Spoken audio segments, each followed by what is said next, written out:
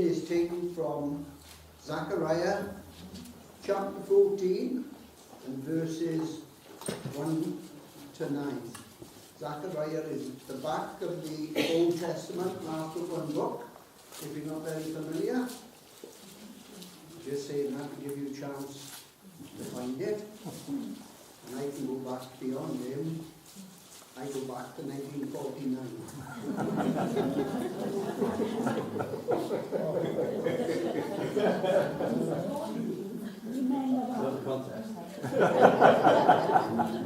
I'm going to take these off to see if you're all ready. Yes? Like that. Now can I see? Behold, the day of the Lord cometh, and thy spoils shall be divided in the midst of thee. For I will gather all nations against Jerusalem to battle, and the city shall be taken, and the houses rifled, and the women ravished. And half of the city shall go forth into captivity, and the residue of the people shall not be cut off from the city. Then shall the Lord go forth and fight against those nations, as when he fought in the day of battle. And his feet shall stand in that day upon the Mount of Olives, which is before Jerusalem on the east side.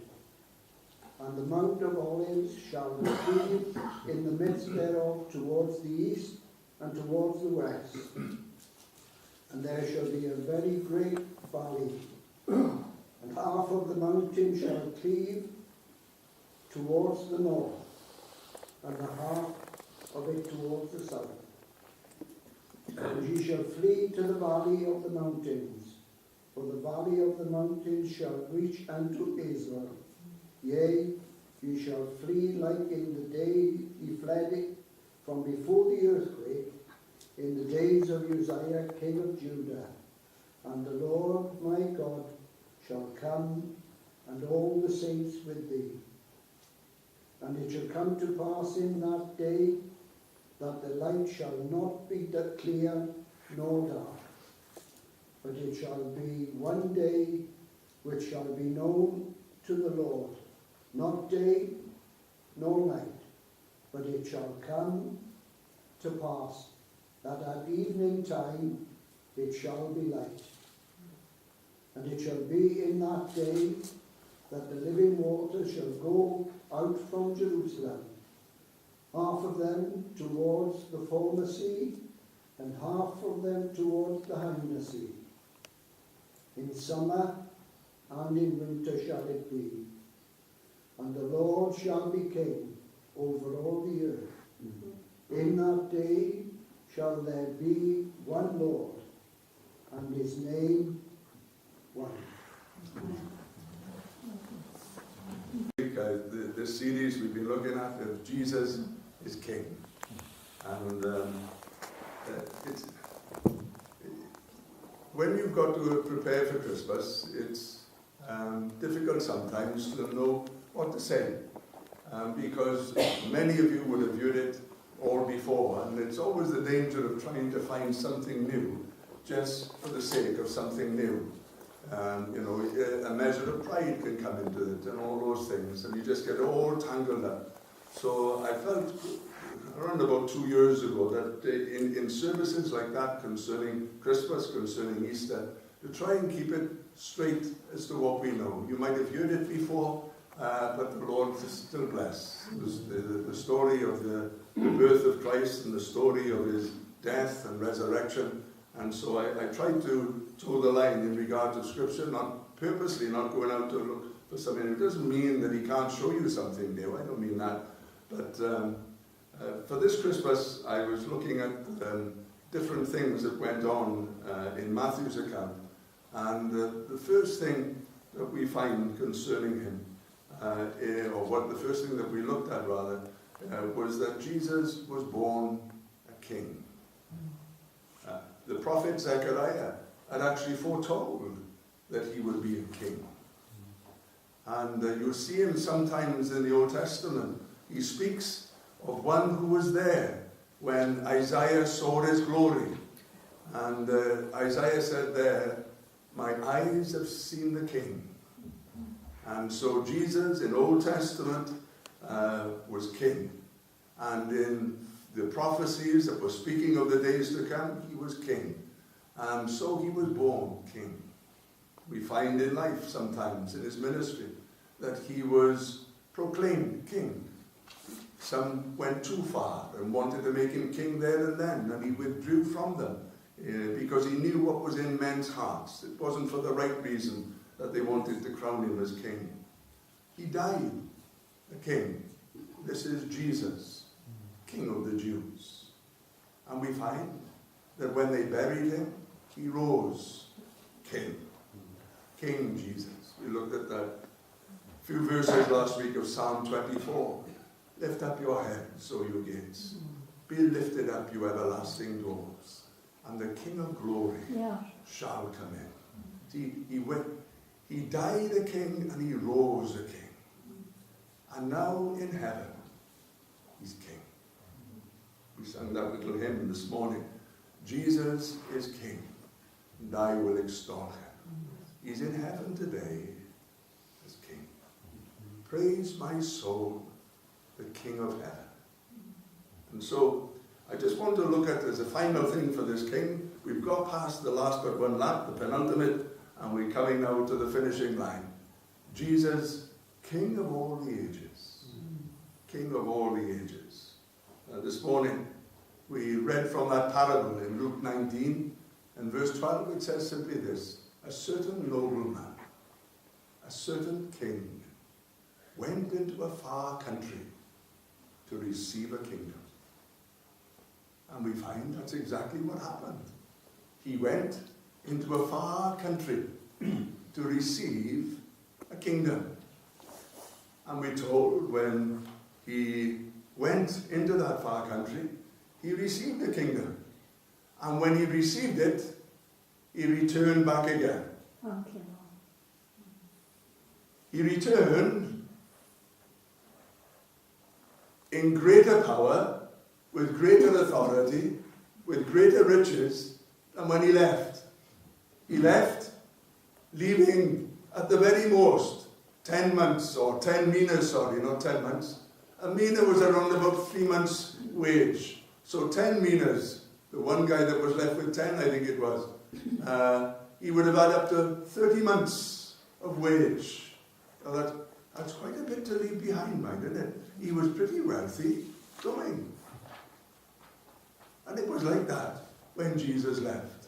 They had things that the rest of the world didn't have of their kind. And now when he comes back, it's not money he's dishing out. It's cities. From 1 to 10 cities, if need be. And so his power has increased since he was last here on earth. We find that he went a certain king, but he returns as the King of Kings and the Lord of Lords. Yeah. He comes with greater power. The Gospel writers tell us that when he returns, he will return with great glory. He returns with great power. And there's a sound of a great trumpet. Everything is greater when Jesus returns. The King will soon leave the heavens, and he will come as crowned King of Kings and Lord of Lords. He will come as King, and as David kindly read, as we find there, and the Lord shall be King over all the earth. He shall be Lord of all. The wonder of it all, this moving from heaven, or from the earth to heaven, and from heaven to earth. He was up there as a king. He came down as a babe in Bethlehem as a king. He went to Calvary as a king. He went to the grave as a king. He went into heaven as a king. And he returns now as the king. So wealthy. When I say wealthy, I don't mean the pound in his pocket. I mean the riches that he has, the blessings he's able to impart to. We're told that when he was in Galilee, that he could fill a house. We're told in Mark's Gospel on 2 occasions, the house was filled to its fullness. And so the city gathered together at the door. They were, I don't know if they had windows, but they were hanging in through windows to listen to him. A couple of men opened the roof that they might get to him. The house was filled. Here we are told, when he went into heaven, Paul, writing to friends in Turkey and Ephesus, said these things. When he ascended on high, he will fill all things. Heaven and earth, the expanse of the universe will be filled with Christ. And so we find him coming back now as king. And when he comes back into this world, he will be crowned as Lord of all the earth. He shall be king of the earth in those days. I think sometimes we almost have a superior view sometimes. Why didn't the Jewish people see Christ? Why didn't they understand him? Put yourself in their position. If you were to hear this prophecy, because it covers eons of time. It covers ages. It covers, big word, dispensations. It covers an area that goes from his birth right through to what we're talking about here when he's king of all the earth. Unto us a child is born. Unto us a son is given. That's Bethlehem. And the government shall be upon his shoulder. There was a time when he put a lamb on his shoulder. But his shoulders are that big now that he can put the government upon it. The nations are upon it. Old Yonggi Chow in his early days when he was pastor of that huge church in Korea, when he was once praying, feeling such weight upon his shoulders, and in a vision, he saw the master with the nail-scarred hands, holding the world in his hands. And he said, why are you worrying about these burdens? They're in my hands. He's got the whole world in his hands. He's got you and me, brother, in his hands. He's got you and me, sister, in his hands. He's big. The government shall be upon his shoulder. His name shall be called Wonderful. Yeah. We went about his name this morning, didn't we? He's got a name of all names. He lives in the Holy of all holies. And he's got a name above all names, a name of names. He's a King of kings and he's a Lord of lords. Everything about him, he's the best of. That's what that literally means. When it penned that Song of Solomon, they say the most recorded song is, I think yesterday, or the Long and Winding Road. When I say the most recorded, of the Lennon and McCartney songs, more people have recorded that particular one of those two than any of the others. But Solomon, it says this concerning the Song of Solomon, it is the song of songs. It's the best of all songs. And it tells of the king's love for the Shunammite. What a wonderful song it is. And so we have here, the government shall rest upon his shoulders. His name shall be called Wonderful, Counselor, the Mighty God, the Everlasting Father. Oh, we worry about the Godhead, don't we? We get into twists and turns. We can throw in verses that can confuse the best of us. He's wonderful. He's Counselor. He's Mighty God. He's the Everlasting Father. Yeah. He's the Prince of Peace. Thank you. And of the increase of his government and of his peace, there shall be no end. Now we're coming into the millennium. He's spanned from Bethlehem to the millennium now. Of the increase of his government, there shall be no end. Then he goes on to say, upon the throne of David, the kingdom shall prosper. We find in Psalm 22, he shortens it a little bit by about 30 years. He shortens the time span because there he talks of the sufferings of Christ, not the birth of Christ. Not the birth of Christ. Born a king, but on the cross. Dying a king, yes, but a worm. Beyond all recognition. Suffering. And yet we move from the cross to again this reign, where he reigns over the nations, and all the nations shall turn to him and worship him. See? And then it asks this question. Two statements are really made at the end of each of those little prophecies concerning Christ, of his birth and of his reign on earth, and of his death and of his reign on earth. The first one says this concerning his birth and the millennial reign. It says simply this: and the zeal of the Lord of hosts shall do this. It's his zeal. I said this morning, there's many reasons why he came into this world. Let's not build a sermon just on one thing, but there were many things why he came. But one of the reasons why he came was this: his zeal. What does that mean? His passion, his fervour. It's an interesting word, but it means as well his jealousy. The writers in the Old Testament are talking about being a jealous God. Not jealous of what you've got, but he's jealous that you have not got what he wants to give you. That's what he's jealous about. And his zeal took him to Bethlehem. His zeal took him to Galilee. His zeal took him to Calvary. His zeal took him down to the grave. His zeal brought him up from the grave. You can almost hear him. I'm not staying down here, matey. I'm off. I'm going. His zeal took him out of the grave. His zeal took him into the heavens. His zeal holds him there today. Why? Because he cares about you. That's why he hasn't come yet. The patience of God. His zeal, he could come right now, but his zeal is holding him. There are souls out there, there are sheep out there that he wants to make part of the family of God. It's holding him. But one day, his zeal, enough is enough. I'm on my way. And the gates will open again. And as the writer said in the book of Zechariah, the saints will follow after him. Now was an army ready to make war.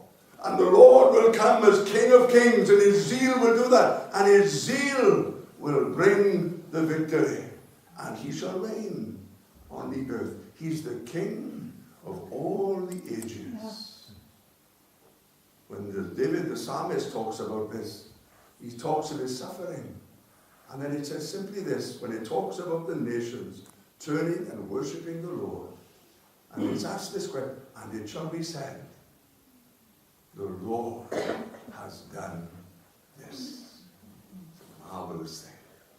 King of all the ages. That hymn, isn't it? It's in number 87, the redemption hymn. The Lamb is all the glory in Emmanuel's land.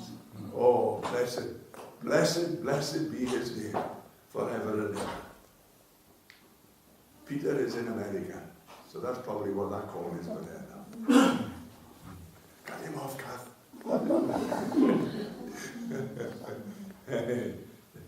What about this verse? In Revelation chapter 11, it says simply this, lovely, lovely verse. The kingdoms of this world have become the kingdom of our Lord and of his Christ. We had that before, didn't we? Had that a little earlier this morning. Him, or Jesus, whom you crucified, God has made that same Jesus whom you've crucified, both Lord and Christ. He was Lord and Christ in the Gospels. But now, it's greater. It's the reality now of him being Lord and Christ. In a measure, the Lordship of Christ and the Christship of Christ, for want of a better word, was limited. It was restrained. He couldn't express himself fully. But now, in the heavens, he is able to unveil himself and fill all things. You see, when he comes to this world, the sun won't have to shine. The moon, the stars, they'll all be darkened. And his light shall light up the world. The first thing he said was this in the book of Genesis: let there be light. And that was before the sun was ever created. Where did that light come from? What was the source of that light? It's the sun. S-O-N. taking the part of the Sun, S-U-N. He filled the earth, the world, the universe with his light. And so we find here, Handel's Messiah. I wish this side could say, he shall reign. And this side goes, forever and ever. He shall reign forever and ever. The Lord has made the kingdoms of this world the kingdoms of our Lord and of his Christ. And he shall reign forever and ever. Of the increase of his government there shall be no end. Neither of his peace either. That will continue. Be a marvelous time. Marvelous time. That, well, I suppose we could spend the night just looking at those things. But let's just move on. Because we're told that this world will come to an end. Let's talk about that now, what's going to happen in the world, isn't it? And John saw it. He said this, and he said it in such normal terms. Revelation chapter 21, he said that I saw a new heaven and a new earth. For the first heaven and the first earth has passed away. I don't know if it means that it's going to be renewed, kept as it is and renewed, or whether it will be a brand new heaven and a brand new earth. Well, it's not going to change our lives, is it? If we're going to come out winning in that argument, it's not going to change our lives. There's so many arguments we get uptight about, and we get all worked up inside, but really it doesn't change anything about the salvation that God offers. We get worked up on issues. The King, that's the one who matters. The King in heaven or on earth or for eternity. That's the thing that really counts. And so we have here, I saw a new heaven and a new earth. The first heaven and the first earth have passed away. Verse 5 says this, he who sat on the throne said, I've made all things new. Even in eternity he's king. He sat on the throne. How do you know it's him? Look what it said in verse 6. And he said to me, it's done. It's finished. It's done. I am Alpha and Omega, the beginning and the end.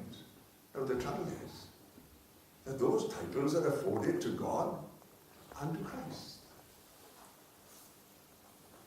But then we read on in the chapter, and he says simply this, I saw in that new heaven, I saw a river, a pure river of water of life, clear as crystal, proceeding out of the throne of God and of the Lamb.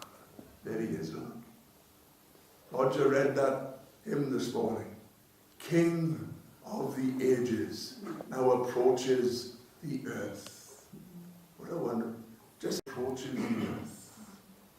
He's the King. Do you know him as King of your life?